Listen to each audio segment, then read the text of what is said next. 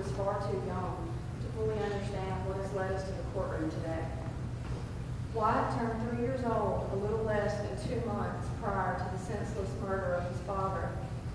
Since that horrific day in November, our lives have been turned upside down and affected in ways that are still unfolding each day. On November the 6th, 2016, I received a phone call that Daryl had been shot and killed while responding to a call. It wasn't until an hour later that I found out that Daryl was still fighting for his life, his beautiful life that was filled with people that loved him and he loved in return. A life that left a memorable mark no matter where he went or who he met. A life that brought so much joy, love, happiness, and laughter to others. A life that changed my life in the best ways. And a life that he was willing to give to protect others.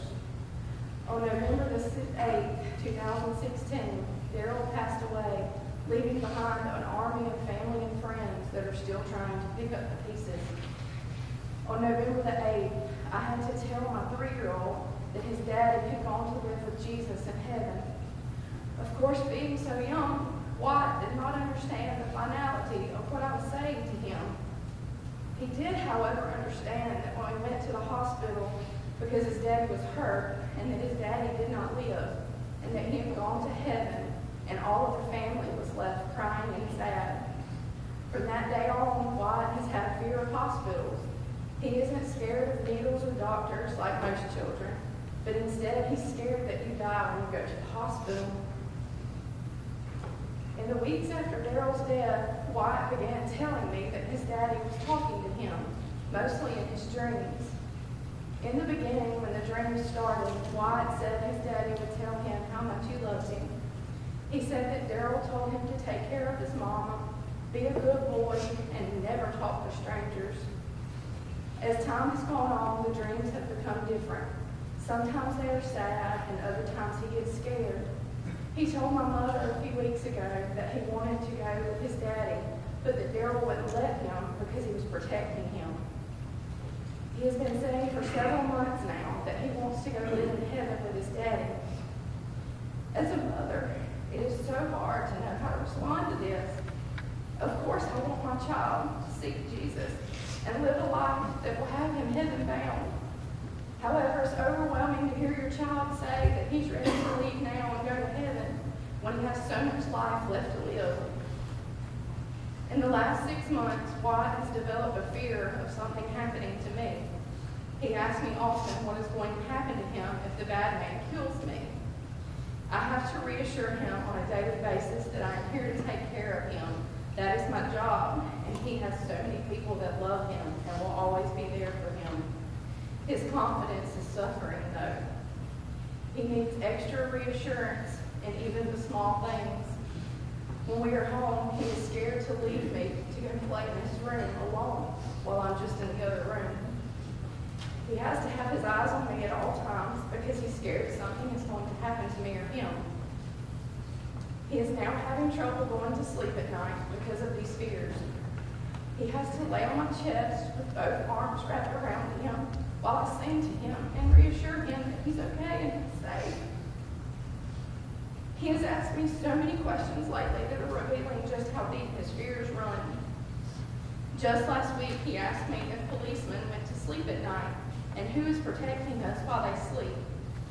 I've had to explain to him several times that policemen take turns sleeping, so we are always being protected. He asked me if the bad man is still in jail. I reassure him over and over that no one is going to hurt him, but his little mind and heart can't seem to find peace in that. He asked me, actually he demanded, that I take him to the jail so he can make sure the bad man is still there. Of course, I would never allow this to happen. However, how do you tell an almost 5-year-old to ease their mind when they can't seem to find peace? I've taken him to 2 different sheriff offices to meet with the officers and let them explain that he has nothing to fear. Even after all the promises of reassurance that we give, my child's heart is still burdened with things that no child should ever have to endure. Why should my precious son feel this unnecessary anxiety? Wyatt's fear and uneasiness is heartbreaking for me as his mother. I am supposed to protect him and give him a safe place where he can rest and never worry about the evils of this world, but the murder of Daryl has taken that from us. I cannot tell you how many times Wyatt has asked me why. Unfortunately, I'm not talking about the normal why this or why that a child asks. I'm talking about, why did a man have to kill my daddy? Why did my daddy have to die? Why do my friends have a daddy and I don't? What do I say to that? How can I explain to my son something that I don't understand myself? Why should my child ever have to worry about such horrific things? Although Daryl and I were divorced, we had a great relationship. He would call or text me a lot of times at night, and we would talk for long periods of time about Paul, Harley, Wyatt, our lives, and anything else that was going on. We both knew we would always be there for each other if needed. Well, I need him now, but heaven doesn't have a telephone. I need him to help me ease the troubled mind and heart of my son. I need him to ease my heart. I need him to tell me not to worry and everything is going to be okay. I need him to tell me what to do to help our son feel safe and secure. But he isn't here. He isn't here because Mr. Elrod chose to take him away from us. And I'm left to raise my son without the help of his daddy. My son is left to grow up without ever really knowing his daddy. Wyatt will never know what it's like to have his daddy cheer him on at a Little League game, teach him to ride a bike, talk to him about girls, or teach him to shave, or how to tie a tie, or see him graduate. He won't have his daddy there to see him get married, or watch him become a father himself. Wyatt will never have his daddy to teach him how to be a man. No, Wyatt will not have these things because of a selfish choice made by Ralph Stanley Elrod on November the 6th, 2016. I was told today I could speak about my wishes for sentencing. As far as sentencing goes, I hope that you will see fit to sentence this man to the rest of his natural life in prison with no chance of ever getting out. Whatever that looks like on paper is irrelevant to me. I pray this man never walks free again. I want to be able to say to my child with confidence that the bad man will spend forever in prison until he meets Jesus for his real judgment. I also would like to say to the court today that I forgive Mr. Elrod for his actions on November the 6th that stole 2 beautiful lives and left us all with an emptiness that we are still trying to fill. I forgive him, not because he deserves it, but because God says I should forgive him. Forgiving him is not for his benefit, but for mine and my child. I never want this man to have any more control over our lives. He cannot steal our future. I do not want my son to grow up with anger or hatred in his heart. I was told that I cannot give my child something that I do not have for myself, and I believe that. So for the sake of my son and myself, I am letting go today of the anger and hatred and leaving here with forgiveness in my heart.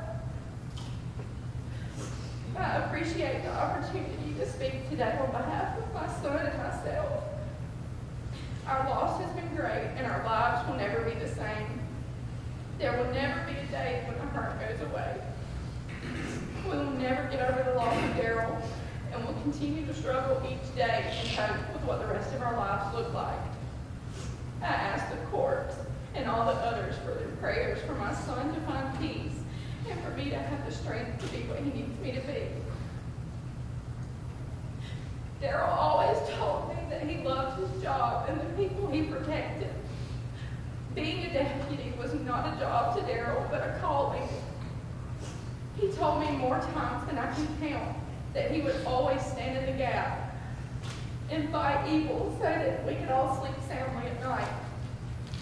I pray today that Daryl knows that he did just that and fulfilled his calling.